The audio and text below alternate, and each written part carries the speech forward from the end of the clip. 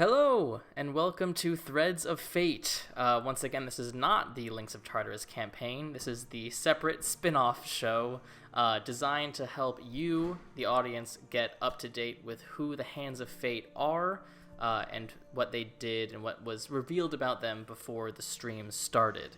Today, I am joined by Isaac, our very own Adagio. Isaac, welcome to the show. Everyone get your Adagio emotes in chat. So let's just hop into this here. So if you've watched any of the episodes before, you'll start to notice a pattern here. So I walk into a room, I see Adagio. What am I looking at? Okay, let's go. He's a 5'11", pale, not really. He's like one of those like sun-kissed, like always outside kind of kids. He has like messy blonde curls that like hang around his forehead. These like bright amber eyes, and his face is like smooth. He has like these. I always draw them in pictures. I don't think I've ever said it, but he has like sideburns that go all the way down here. But other than that, he has like a completely innocent look about him. He always wears a tank top because his radiant band is like right here. He wears leather armor. I don't really draw it most of the times, but it's like covers his chest, his arms, and then like up his legs and his shield. And it's pretty much Adagio. Yeah. Outfit wise, he wears the uniform for his mother's orphanage, which is like a red tank top and then like blue pants. So there you go. And now, just recently, right before the stream started, you now have a signature weapon as well, your Sunblade. Why don't you talk a bit about that and the journey of that blade? So I remember the first time we encountered the blade was when we initially arrived at Delphi, and they were greeting the latest batch of Gauntleteers who were coming back, but unfortunately they didn't come back alive. So they were mourning the loss of these Gauntleteers, and we see Phaeton for the first time, and we describe him. He has this empty hilt on his hip. And then later on, I see it again when we pray to Apollo for the first time in his temple. He places it on the altar. We pray to Apollo, and he picks it back up.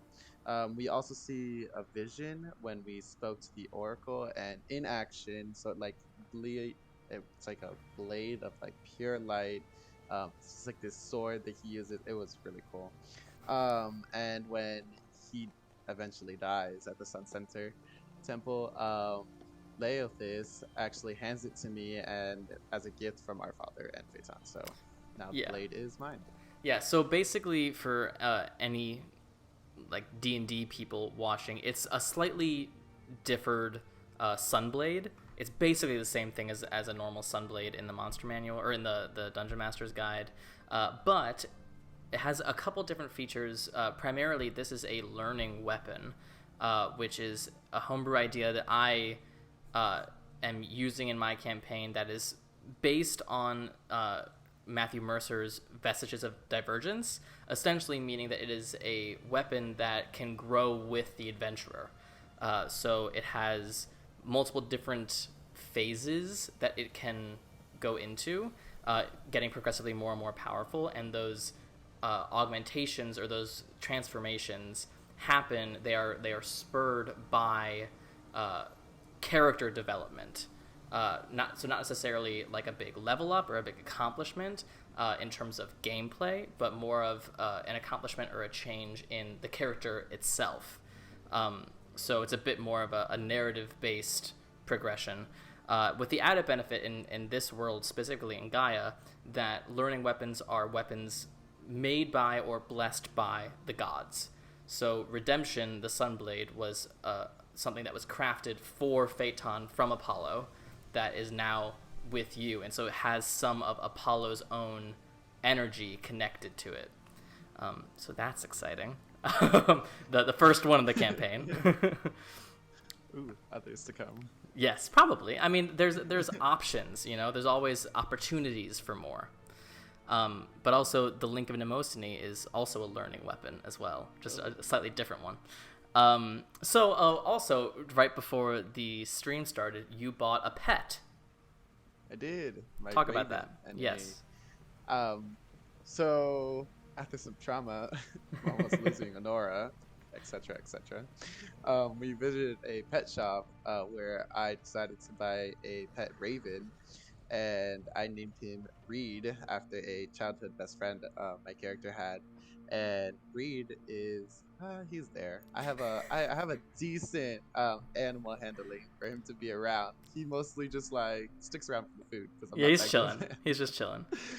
And I So think, correct me if I'm wrong, but I think the party does not know the foundation of Reed's name.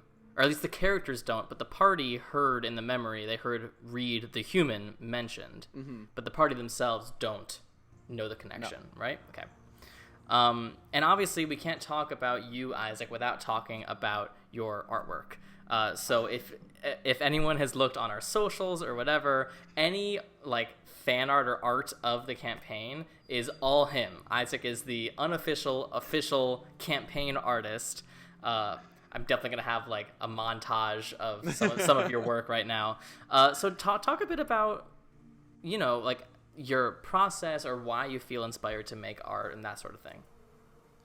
Um, I think art is just my current creative outlet. I've had like a lot over the years, so I used to write. Sometimes I sew, and then right now it's my iPad and Apple Pencil.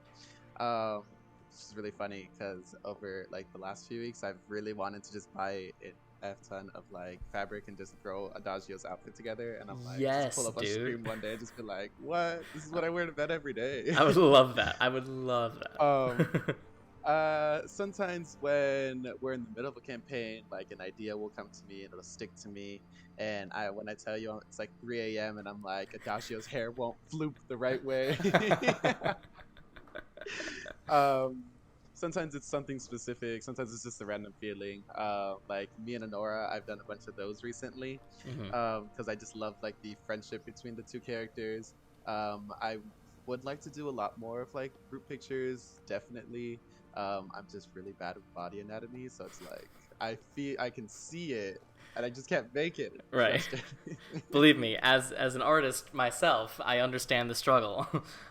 um, but I think I speak for everyone when I say that I am very happy with the stuff that you've made, and at least I've never had a player respond artistically to a campaign before, so that is super exciting for me to like see how you guys see things, and see what's important to you. Like I don't know if I would have really caught so far the closeness between Anura and Adagio if it weren't for the fact that you feel inspired to make all this art with them together.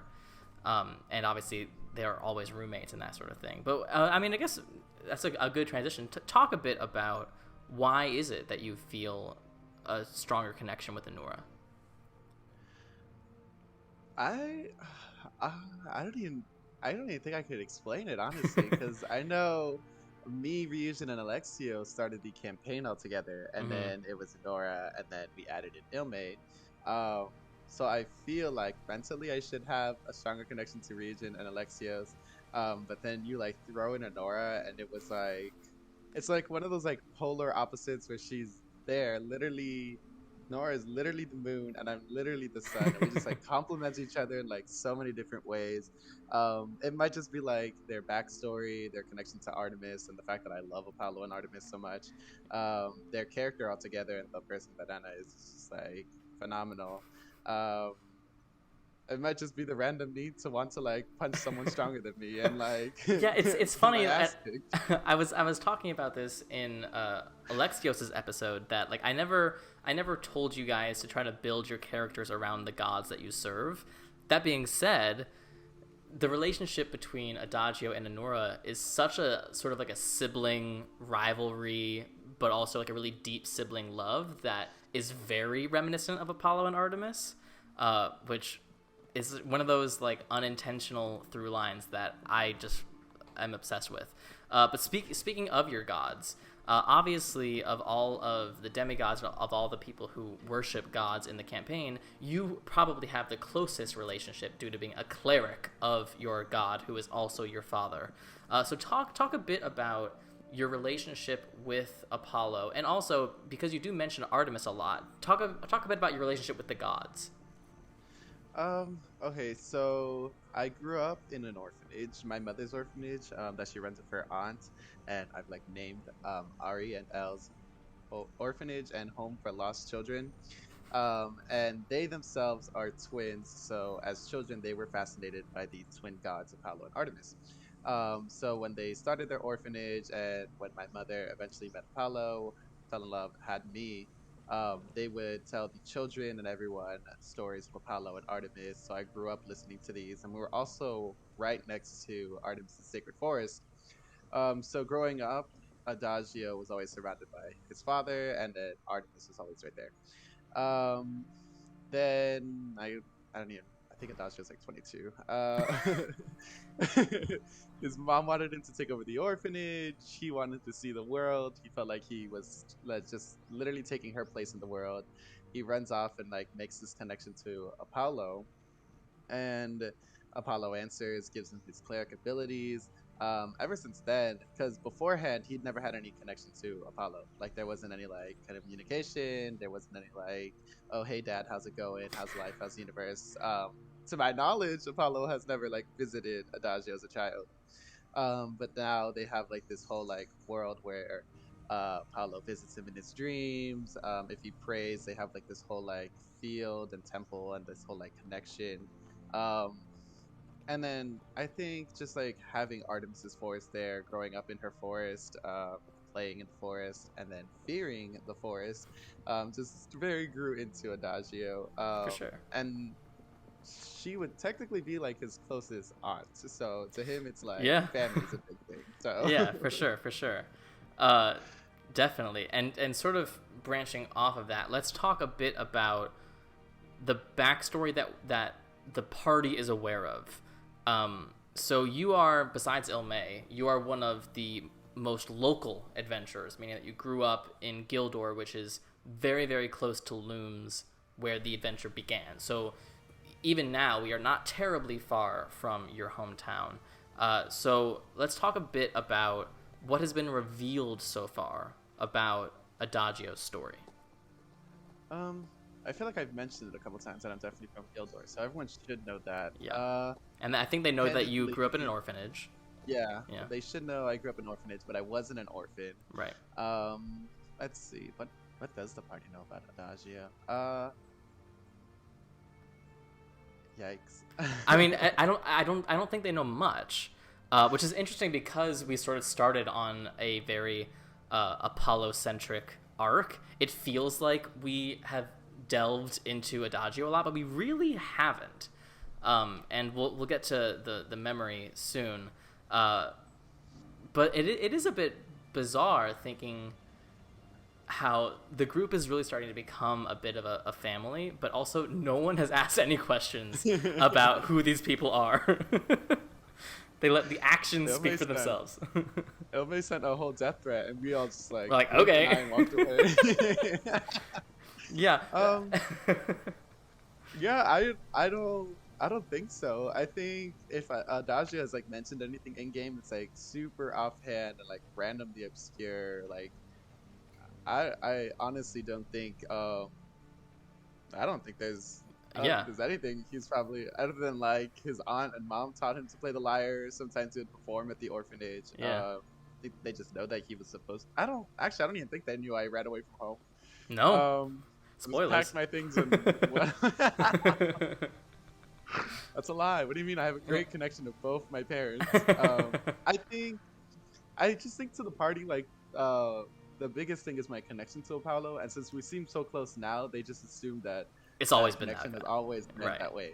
So they're probably like, yeah, Adagio and Apollo have just been like picnic every Sunday. They're buds. Yeah. And I'm like, nah, I just met this man like 2 weeks ago. Yeah, this is real new. Real new. It just so happened that you met him and then very quickly saved one of his holiest cities. So it's a sign. Yeah.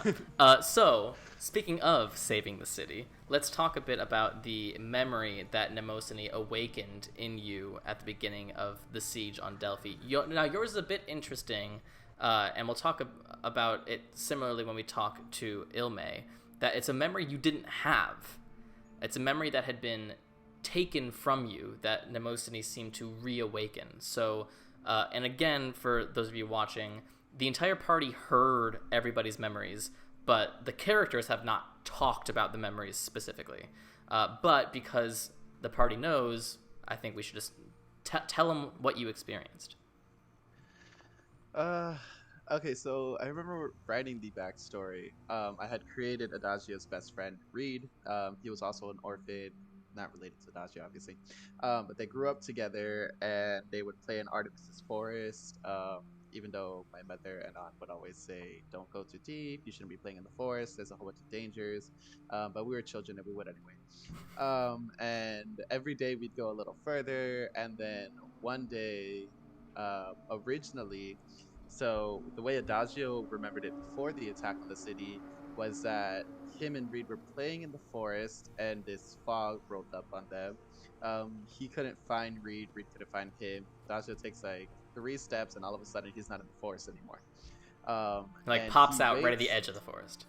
Yeah. Literally. He waits for Reed, and Reed just never comes back, so he has to go home crying and tell his mom that, like, who knows what happens to Reed. I lost my brother. Literally. And then when Mnemosyne attacked all of us and the memory was recovered, it's shown that in the fog, me and Reed were actually sitting right next to each other. We were being surrounded by these women of nature is how they were described.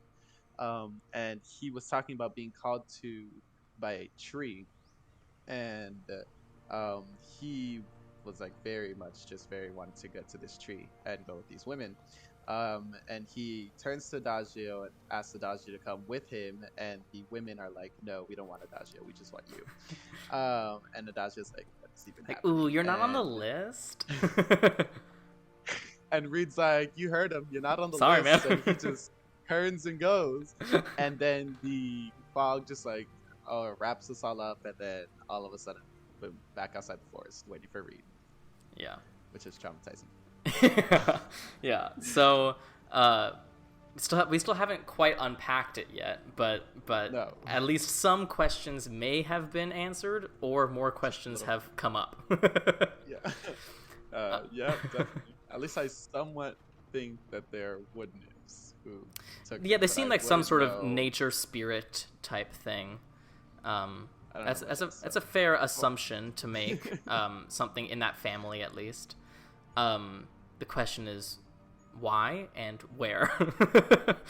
But last thing we'll say before we get off here, let's talk a bit about how Adagio views himself in the context of the Hands of Fate.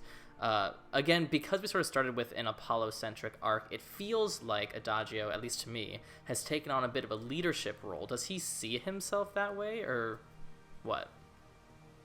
Okay, so I know originally, Leothis definitely hit like all the leadership like marks. Like when I met this man, I was like, "Yep, you can take over. It's okay, it's cool." And then he was kidnapped and or killed? Question marks. And I just naturally assumed Ryujin was take over. I don't know why, but I did, and he's been there in parts. Uh, This is no hate to Ryujin or anything, but I just honestly expected him to like step up and just be like, "All right, this is what we're doing." But I feel like he's more of a go with the flow kind of guy. Hey, water, you know? Literally. I feel like Adagio would like to play more of a leadership role. I feel like we don't really much need for a leadership role Sure. in our group, just because we do a lot of like back and forth talking. We like to like hit all the different point of views and like everything. I think Adagio just very much sees himself more as a like the little note taker. Yeah, Storytelling. that is important. That you are the one who takes notes, extensive notes. Yeah. Yeah. I can tell you that. And what do you think? I think I asked this to Alexios, but in Adagio's mind, what is a successful life to Adagio, both in terms of personal goals and relationship with Apollo? Like, where do you see yourself past level 20? at this moment? Oh, I know starting off, Adagio just wanted to experience the world and see what was out there, and his father giving him all these like powers and abilities um, was like the opening of a door. And now he's like grown his life into saving Delphi. Now he's traveled to Andola Stan to like prove the innocence of someone. Um, I think I feel like there's just at this point, Adagio feels like there's something bigger in the world he needs to accomplish. And then maybe after he accomplishes that, I really do love children, so maybe I'd start my own. Maybe I don't know. Maybe I'd go back home and take over my mother's orphanage, Yeah. make it bigger. Maybe I'd stick around Delphi.